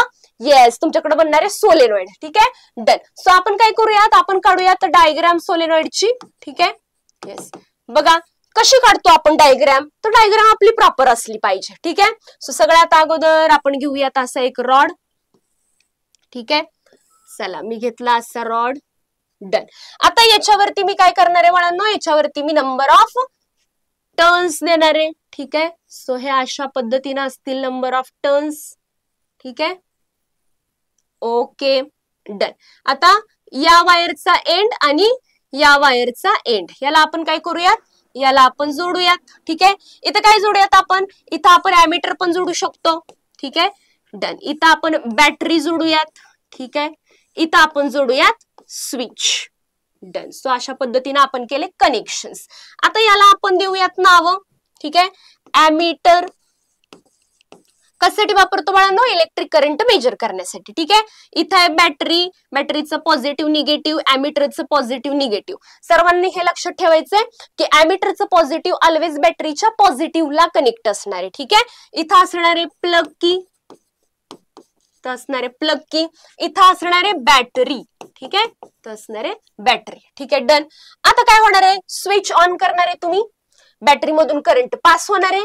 करंट पास झाला की तो जाणार ऍमीटर कडे. ऍमीटर काय करणार, करंट मेजर करणार की बॅटरी मधून आलेला करंट किती आहे, 5 एम्पियर आहे, सॉरी 5 एम्पियर आहे का 10 एम्पियर आहे. ठीक आहे, डन. आता हा करंट आला, हा करंट कसा जाणार बाळांनो, येस हा जाणार अशा पद्धतीने. ठीक आहे, done done, okay okay okay, असा जाणार आहे हा करंट. हे डायरेक्शन सुद्धा तुम्हाला काय करायची आहे, दाखवायचे याच्यामध्ये.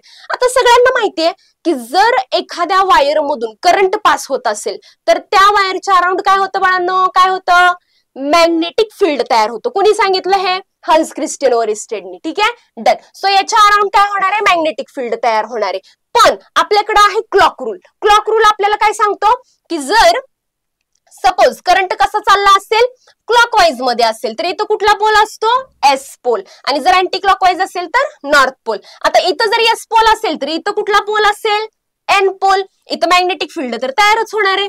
सो मी दाखवलं हे अशा पद्धतीनं मॅग्नेटिक फील्ड. ठीक आहे, सो हे आलं अशा पद्धतीनं मॅग्नेटिक फील्ड. डन. आता सगळ्यांना माहितीये मॅग्नेटिक फील्ड लाईन्स कुठून कुठे अलाइन करतात, yes N pole to S pole. ठीक आहे, डन. सो मी हे दाखवणारे डायरेक्शन. आता इनसाइड आतमधून मॅग्नेटिक फील्ड कुठून कुठे अलाइन करतात बाळांनो, त्या करतात S pole to N pole align.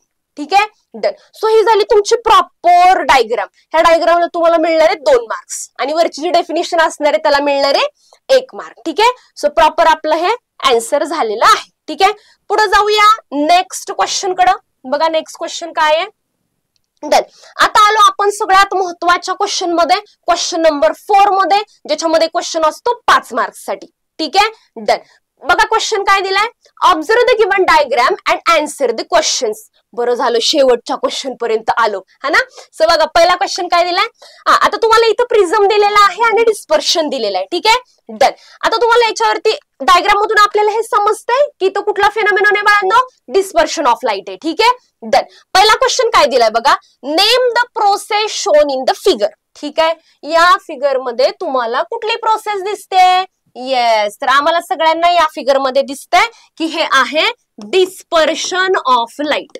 ठीक आहे, मी आता शॉर्ट मध्ये लिहिते बाळांनो, तुम्ही एक्झाम मध्ये फुल सेंटेन्स मध्ये लिहा की या डायग्राम मध्ये तुम्हाला डिस्पर्शन ऑफ लाईट फेनॉमेनॉन दिसतोय. ठीक आहे, डन. सेकंड मला क्वेश्चन विचारलाय, name the colour that deviates the most. कुठला कलर जास्त डेव्हिएट होतोय, बघा बरं डायग्राम मध्ये कुठला होतोय, येस मला दिसतोय व्हायलेट. ठीक आहे, व्हायलेट मला जास्त डेव्हिएट झालेला दिसतोय. ठीक आहे, सो माझा आन्सर असणार आहे व्हायलेट. ठीक आहे, आपण त्याला त्याच्यामध्येच दाखवूयात. ठीक आहे, डन. पुढं name the colour that deviates the least. आता कमी डेव्हिएट झालेला कलर कुठला आहे, येस मला दिसतंय डायग्राम मध्ये हा आहे रेड. ठीक आहे, सो रेड झालाय बाळांनो कमी डेव्हिएट. ठीक आहे, डन. पुढं name the any one फेनॉमिनॉन in nature which is based on the above process. ठीक आहे, या प्रोसेस मध्ये किंवा डिस्पर्शन ऑफ लाईट तुम्हाला शो करणारा असा कुठला फेनॉमिनॉन आहे, आपण पुस्तकामध्ये शिकलोय आपल्या, जो की फेनॉमिनॉन आहे रेनबो. ठीक आहे, डन. Rainbow, done.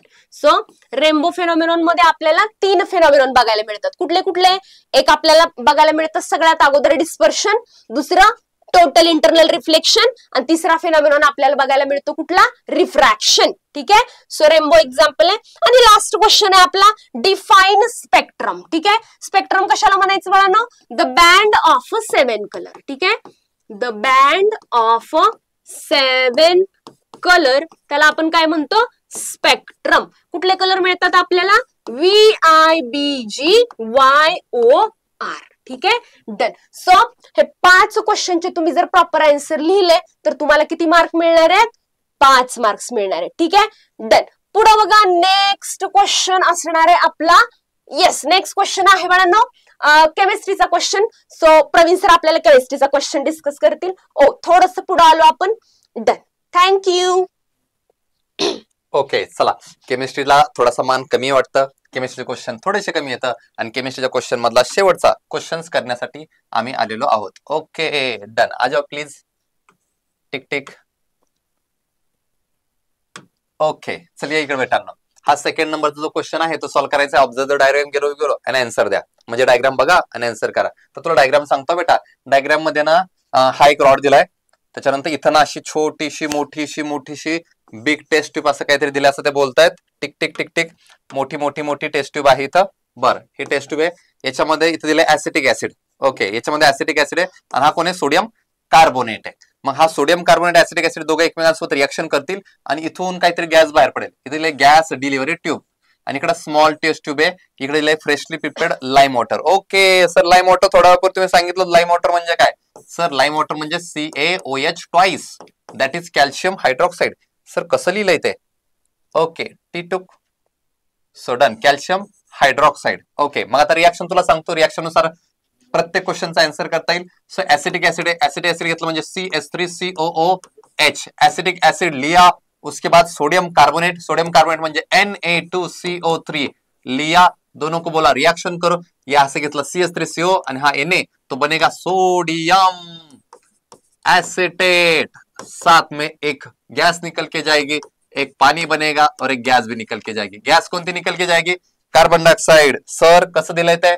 हा CO2 लिहिलाय मी, CO2 कार्बन डायऑक्साइड. हा कोण आहे सर? हा सोडियम ऍसिटेट आहे. आणि रिएक्टंट कोण येतं? दोघं जण, एक आहे ऍसिटिक ऍसिड आणि दुसरा कोण आहे? Sodium carbonate. रेडी? आता क्वेश्चनचे आन्सर द्यायला येऊ. चल बा पटकन. एवढं जर तुला क्लिअर झालं तर आता तू कुठल्याही क्वेश्चनचा आन्सर सहजरित्या देऊ शकतो, लय सहज सांगू शकतो. ये इकडे बेटांनो. सो पहिल्या क्वेश्चनचा प्रश्न विचारलाय, name the reactant in the reaction. Okay, भांडणं करणाऱ्या दोघांची नावं सांगा. हा शहाणा कोण आहे? हा शहाणा आहे ऍसिटिक ऍसिड आणि हा कोण आहे सर? हा आहे सोडियम कार्बोनेट. मजाच मजा. सो ये सोडियम कार्बोनेट, ये दोनों कोण आहे? रिएक्टंट है. या प्रश्नाचं उत्तर सांगितलं हे दोघं जण. त्याच्यानंतर लिहिलंय, which gas comes out effervescence in the biggest test tube. कोणता गॅस बाहेर पडणार सर? गॅस बाहेर पडेगा कौन सा? CO2, त्यानी कार्बन डायऑक्साइड. मजाच मजा. तिसरा वाला, what is the colour change of lime water? Sir ज्यावेळेस लाईम वॉटर म्हणजे हा COH ट्वाइस मध्ये ज्यावेळेस तुम्ही हा CO2 टाकतात त्यावेळेस पुढे जाऊन काय बनतो? CaCO3 plus something water. आणि हे कसं असतं बेटांनो? हा असतो वाहनो, हा असतो इनसोल्युबल इन वॉटर आणि याचा असतं कलर असतो कसा? मिल्की. पाठीमागच्याच क्वेश्चन मध्ये झालं, इसका कलर कैसा आएगा? MILKAY. वाव, मिल्की कलर आला. नेक्स्ट क्वेश्चन मध्ये विचारलंय, in the above experiment instead of sodium carbonate which chemical can be used? Okay, मग सोडियम कार्बोनेट नसेल तर दुसरा कोणी चालेल का? हो चालेल ना. त्याचा चुलत भाऊ घेऊ बेटांनो. त्याचा चुलत भावाचं नाव आहे, उसके चुलत भाऊ का नाम आहे NaHCO3. तुम्हाला सांगशील याला काय म्हणतात? Sodium bicarbonate. ये करेक्ट आहे. आणि write the use of acetic acid. Sir acetic acid म्हणजे व्हिनेगर, हो की नाही? जर याचा यूज विचार असेल तर आईला विचारलं पाहिजे मला वाटतंय. हे प्रिझर्वेटिव्ह पिकल्स मध्ये वापरता बा, हे कॉस्मेटिक मध्ये पण वापरलं जातं, हे टेक्सटाईल इंडस्ट्रीमध्ये पण वापरलं जातं. अशा बऱ्याचशा ठिकाणी ऍसिटिकची यूज होतं. आणि here we completed the whole question paper of March 2024 question paper. So thank you so much बेटांनो. धन्यवाद. Thank you so much Praveen sir. तर आजच्या या पेपर डिस्कशन मध्ये खूप मजा आली आणि असेच प्रिव्हियस इयरचे अजून क्वेश्चन पेपर आम्ही तुमच्यासाठी घेऊन येणार आहोत. तोपर्यंत सर्वांनी खूप स्टडी करा, खूप मेहनत करा. मंजिल मिले ना मिले ये तो मुकद्दर की बात है, पर हम कोशिश भी ना करे ये तो गलत बात है. आणि कुणीच विसरायचं नाही, आवर टार्गेट 40 आउट ऑफ 40. त्याच्यासाठी सर्वांनी खूप डेडिकेटेडली काम करा. खूप जवळ येते तुमची एक्झाम आणि त्याच्यासाठी तुम्हाला खूप चांगलं प्रिपेअर करायचं आहे. भेटूयात पुढच्या पेपर डिस्कशन मध्ये. तोपर्यंत take care, have a good day.